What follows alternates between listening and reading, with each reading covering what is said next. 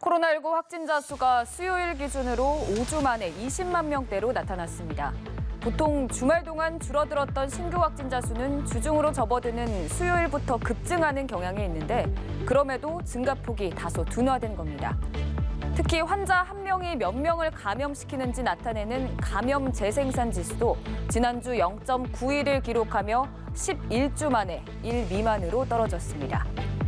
우리나라를 비롯해서 오미크론 유행의 정점을 벗어난 해외 국가들이 방역 정책을 잇따라 완화하면서 닫혔던 국제선 하늘길이 다음 달부터 본격적으로 열릴 예정인데요.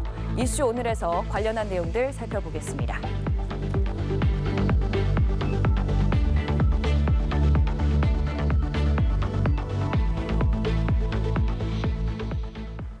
오늘 이 시간 김민아 시사평론가와 함께하겠습니다. 어서 오십시오. 안녕하세요.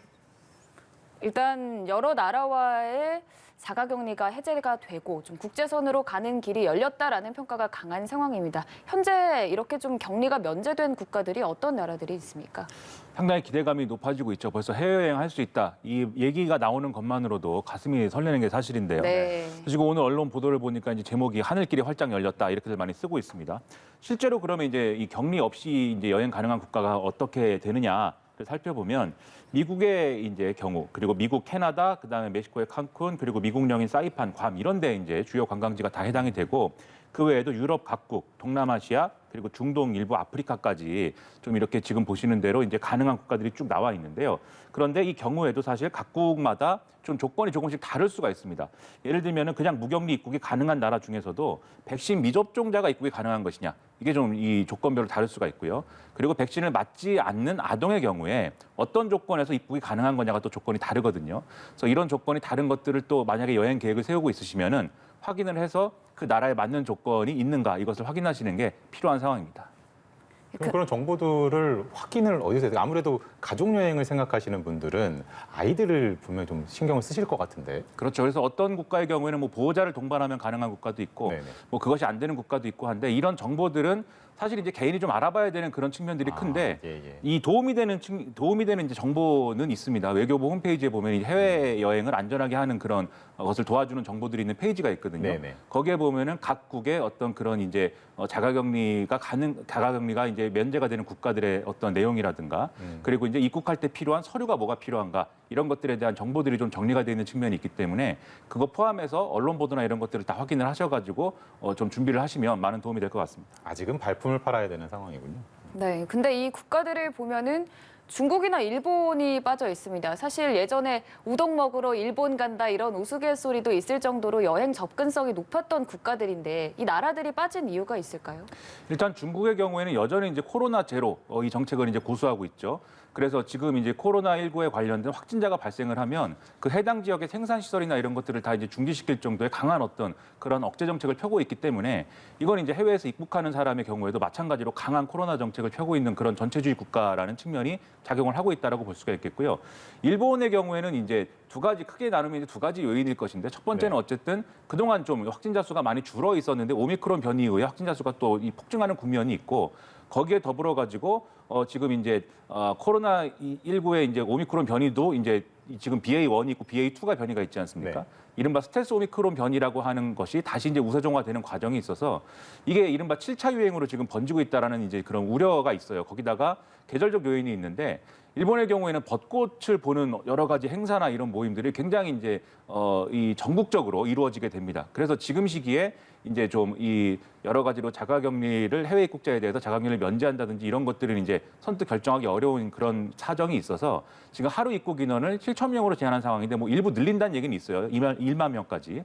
근데 그것이 좀 어렵지 않겠느냐라는 게 첫 번째 이유고 두 번째는 정치적 이유가 있습니다. 아무래도 이제 스가 요시히데 정권이 여러모로 이제 좀 이 안 좋은 평가 속에서 뭐 막을 내렸는데 그 이유 중에 가장 큰 이유가 코로나19에 대한 대응을 제대로 못했다 이게 있었거든요. 그러다 네. 보니까 지금 기시다 내각에서는 코로나19와 관련돼서는 좀 강하게 이제 좀 밀어붙이는 그런 좀 그래서 이전의 스가 정권과는 다른 대응을 보여주고 싶어하는 그런 반응이 있기 때문에 거기다가 7월달에 또 참의원 선거가 있습니다. 그래서 이 스케줄을 보면은 당장 이제 뭐 이렇게 확 푼다든지 이런 것들이 쉽지 않다라는 이제 평가가 있기 때문에 지금 이제 진도를 못 나가고 있는 건데요. 또 한편으로는 경제적인 측면에서 보면은 일본에서 지금 코로나19 지금 방역 대책 때문에 경제적으로 상당히 지금 또 어려워지고 있다. 그래서 더 참아야 되느냐라고 하는 그런 우리나라도 있는 것처럼 네. 그런 이 자영업자들의 목소리가 똑같이 있거든요. 그래서 그런 것들을 보면은 앞으로 어쨌든 이 해외 입국자에 대한 이 어떤 자가격리 제한이나 이런 것들은 유지가 되겠지만 풀어지는 것은 계속해서 그런 과정으로 가긴 할 것이다. 좀 이렇게 보입니다. 어찌됐든 하늘길이 점차 열리고 있는 상황인 것 같은데 제가 뭐 검색을 해보면 아직까지는 항공편이 많이 비싸거나 또 많이 없는 상황이더라고요. 이런 부분들을 감안을 했을 때 코로나 이전과 비교해서 항공업계가 어느 정도 지금 회복이 된 상황입니까? 일단 항공업계는 회복을 이제 시작해야 되는 그런 상황인데 코로나19 이전하고 비교했을 때 국제선을 기준으로 놓고 보면은 이전의 수준과 비교했을 때는 지금 이 운항 횟수 자체가 거의 10% 미만까지 떨어져 있는 상황입니다. 그래서 8.9% 수준이다라는 건데 지금 국토부가 정부가 그래서 이것을 어떻게 회복시킬 것이냐에 대해서 이제 오늘 대책을 내놓은 것이죠. 네. 크게 나눠서 3단계로 나눠가지고 이제 회복을 한다라는 건데요. 일단 이제 6월까지 4월부터 6월까지는 1단계를 적용을 해서 주당 100회씩 이제 증편을 하겠다라는 지금 거고요. 나오고 있네요. 그렇습니다. 그리고 7월에서 10월까지, 7월에서 이제 엔데믹 기간까지, 엔데믹이라고 할 수 있는 그런 기간까지 2단계를 적용해 갖고 주당 300회씩 늘리겠다. 그리고 엔데믹 이후 국면에는 거의 이제 코로나19 이전 상황까지 정상화하겠다. 그래서 연내 목표는 이 코로나 이전 수준하고 비교했을 때 50% 정도 이렇게 회복하는 것이 목표다라고 밝히고 있습니다. 그럼 이제 엔데믹이라고 할 때 엔데믹이라는 거는 그런 기준이 뭐냐라는 게 이제 의문이실 수 있는데요. 일단 엔데믹이라고 할 수 있을 정도의 상황은 10월 정도가 될 것이다라고는 예상을 하고 있습니다. 근데 엔데믹이라는 게 이제 이 풍토병화 되는 거지 않습니까? 코로나19가. 근데 이거를 뭐 어느 날 하루아침에 오늘부터는 코로나19가 풍토병입니다라고 할 수 있는 건 아니거든요. 그래서 다만 이 시기는 좀 조정이 될 가능성도 있고 이후에 변이가 어떻게 되느냐 이런 상황이 좌우될 수도 있을 것 같아서 이 좀 지켜봐야 되겠는데 어쨌든 이러한 방법으로 지금 여행업계 이 항공편을 다시 이제 좀 운항 횟수를 늘리는 것으로 여행업계를 살리기 위한 노력이나 이런 것들이 진행이 된다라고 예고를 하고 있는 상황인 겁니다. 그런데 보면 또 일각에서는 지금 외국에서 발견이 된 뭐 XE라든지 XJ라든지 새로운 변이들 아니면 국내에서 발견되지는 않았다고는 합니다만 이게 하늘길이 열리면 결국에는 메르스도 결국에는 외국에서 들어왔고 이렇게 다시 들어와서 또 걸리게 되면은 또 침체될 수가 있고 또 거리두기가 강화될 수가 있고 이런 불안감은 어떻게 좀 예상을 하면 될까요? 지금 말씀하신 이제 XE 뭐 이렇게 표기되는 변이 그리고 뭐 XJ 변이 이런 것들이 해외에서 일부 발견이 됐다라고 이제 얘기가 나오고 있는데 이것들은 이제 오미크론이 일단 하위 변이인 것이죠. 그래서 일단 방역 당국은 이 변이 자체에 대해서는 이게 새롭게 이제 나타난 어떤 변이라기보다는 오미크론이 이 자기들끼리 오미크론 BA1, BA2 그리고 자기들끼리 이렇게 변이를 하면서 생긴 것이기 때문에 지금 우리가 겪고 있는 오미크론 변이에 대응하는 그러한 방법을 새롭게 뭔가 이렇게 전환하거나 만들 문제는 아니다라고 일단은 얘기를 하고 있습니다. 그런데 말씀하신 것처럼 변이가 계속 이렇게 일어나다 보면은 오미크론 변이가 다른 변이가 이제 될 수가 다른 변이가 우세종화되는 그런 상황을 맞이할 수가 있고 그렇게 됐을 때 그 변이의 성격이 뭐냐에 따라서 또 여러모로 상황이 달라질 수가 있는 거거든요.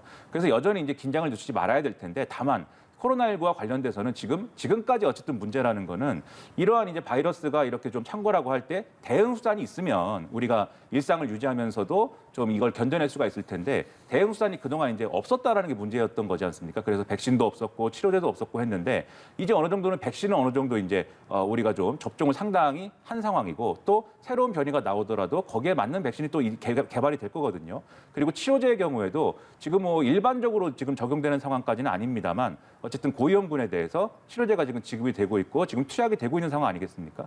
그래서 이렇게 의료적인 대응이나 이런 것들의 수준은 계속 높아져 갈 것이기 때문에 어쨌든 이 상황을 현명하게 통제하면서 좀 가면 새 변이가 나오더라도 그것에 대해서 대응할 수 있는 수단이 훨씬 더 강화된 상황에서 이런 뭐 해외여행이라든지 이런 것들도 가능한 상황이 될 것이다라고 전망할 수 있겠는데 그 시기가 언제일 거냐는 좀 달라질 수가 있는 것이죠.